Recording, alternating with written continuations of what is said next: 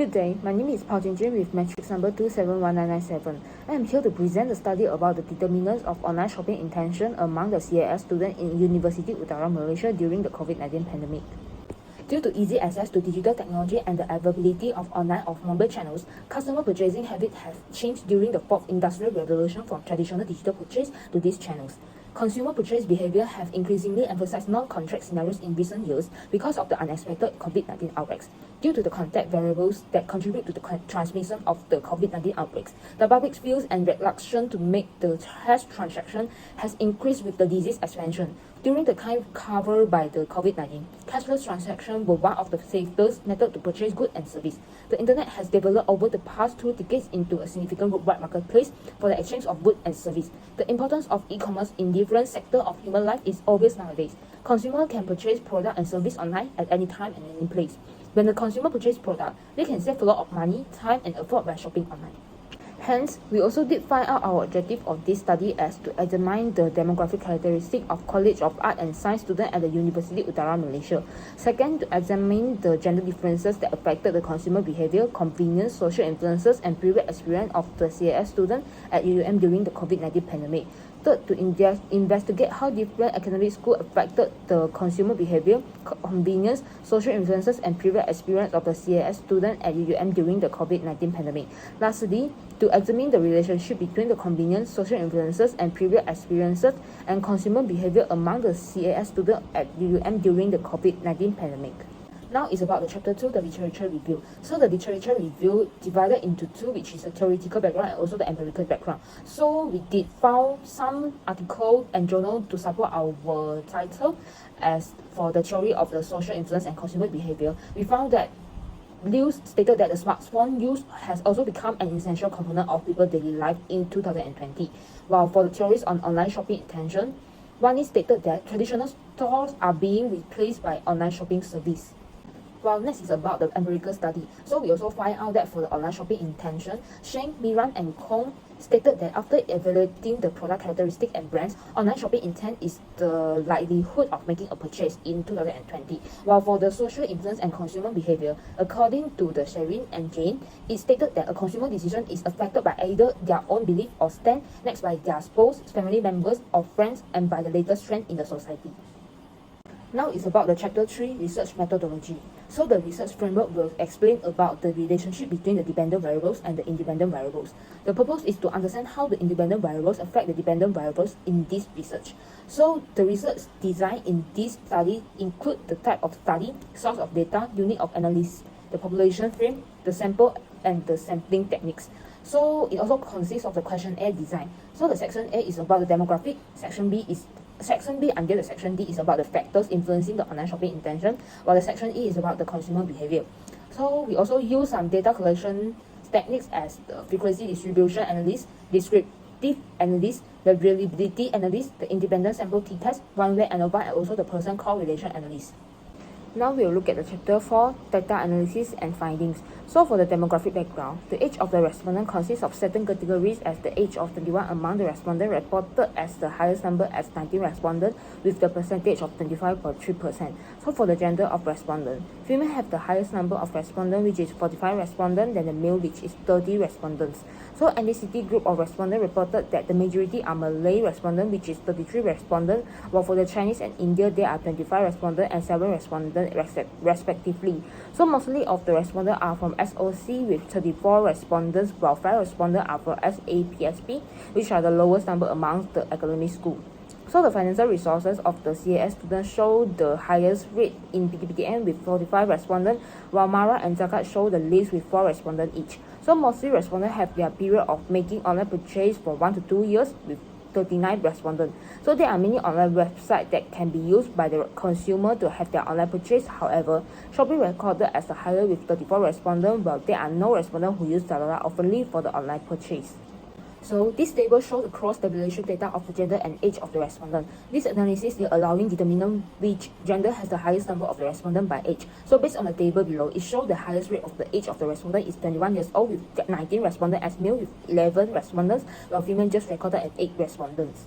Next is the descriptive analysis. The mean and the standard deviation are used in this study to evaluate the variables complexity and variability. Based on the table, it shows that the mean score of all of the variables is above the median range of mean, which the value range from 3.862 to 4.229.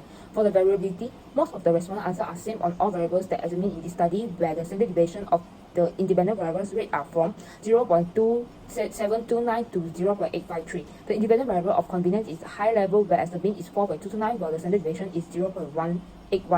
Next, the mean score and the standard deviation also high for the social influence and the previous experience, where the mean is 3.862 and 4.086, while the standard deviation is 0.853 and 0.847 respectively. The independent variable of the consumer behavior also obtained the higher result, whereas the mean is 4.07, while the standard deviation is 0.729. In conclusion, all of the respondents consist high-level inconvenience, social influence, previous experience, and also the consumer behavior.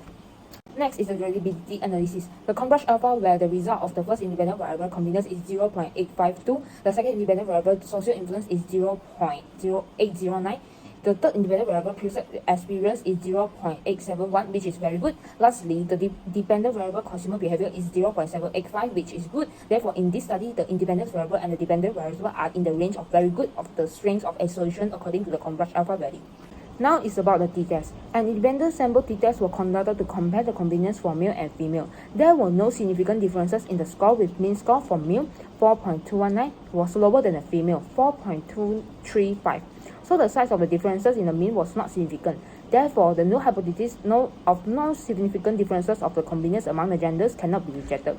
So an independent sample t-test was conducted to compare the social influence for male and female. There were no significant differences in the score, with the mean score for male 3.875 was higher than the female 3.853. The size of the differences in the mean was not significant. Therefore, the null hypothesis of no significant differences of the social influence among the gender cannot be rejected. So an independent sample t-test was conducted to compare the previous experience for male and female. There were no significant differences of the score, with mean score of male 4.171 was higher than the female 4.029. The size of the differences in the mean was not significant. Therefore, the null hypothesis of not significant differences of the previous experience among the genders cannot be rejected. An independent sample t-test was conducted to compare the consumer behavior for male and female. There were no significant differences in the score, with mean score for male 4.0028 was lower than the female 4.111. The size of the differences in the mean was not significant. Therefore, the null hypothesis of no significant differences among the consumer behavior among genders cannot be rejected. Next is the one-way ANOVA test. The ANOVA test shows the p-value is 0.758, where it is higher than the significant level of 0.05. The results show that there are no significant differences between the convenience and the academic score of CAS. Therefore, the null hypothesis of no significant differences of convenience among the academic score cannot be rejected. The ANOVA test shows the p-value is 0.205, where it is larger than the significant level of 0.05. The results show that there are no significant differences between the social influence and academic score. Hence, the null hypothesis of no significant differences of the social influence among the academic score cannot be rejected. The ANOVA test shows the p-value is 0.244, where it is larger than the significant level of 0.05. The results show that there is no significant differences between the previous experience and academic score. Hence, the null hypothesis of no significant differences of previous experience among the academic score cannot be rejected. While the ANOVA test as the p-value is 0.109, where it's higher than the significant level of 0.05.